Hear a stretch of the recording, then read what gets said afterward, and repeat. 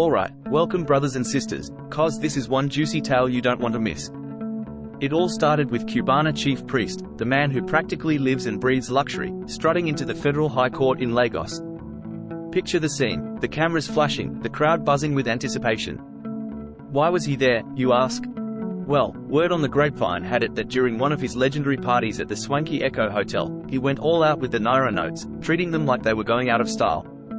Now, that's what you call making it rain in style. But little did Cubana know that his lavish display would land him in hot water.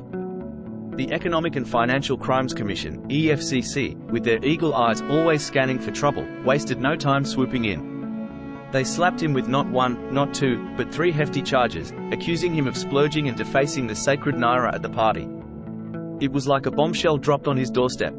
Now, you'd think a man of Cubana's stature would have lawyers lined up for miles, but even he couldn't escape the long arm of the law. So, off to court he went, with the whole nation watching his every move.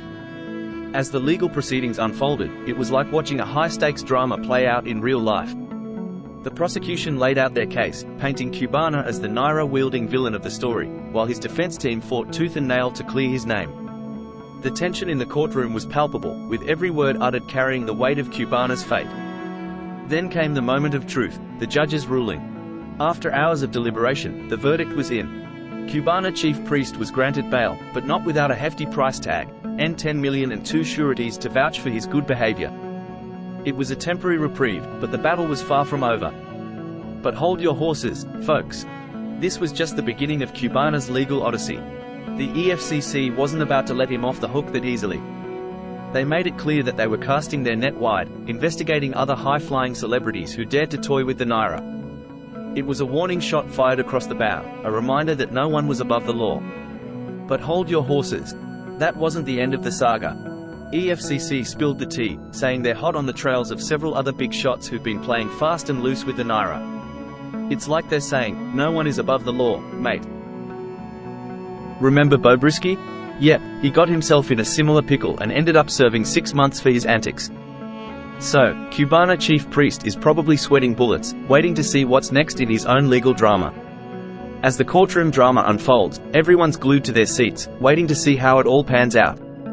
Lesson learned, folks, no matter how high and mighty you are, you better toe the line because the law doesn't play favorites.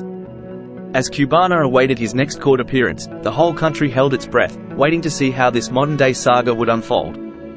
Would he emerge victorious, or would he fall from grace like Bobrisky before him? Only time would tell, as the wheels of justice continued to turn, and the nation watched on with bated breath. There used to be a whirlwind of excitement and extravagance that swept through every social gathering. Celebrities and high-flying individuals strutted their stuff, making it rain Naira like there was no tomorrow. Oh, the sights and sounds of those lavish parties were the stuff of legends. But then, like a thunderbolt from the clear blue sky, the cases of Bobrisky and Cubana Chief Priest shook the very foundations of the social scene. Suddenly, the air of carefree abandon was replaced with a funny sense of fear and caution. People whispered in hushed tones. No one wanted to draw the attention of the dreaded EFCC.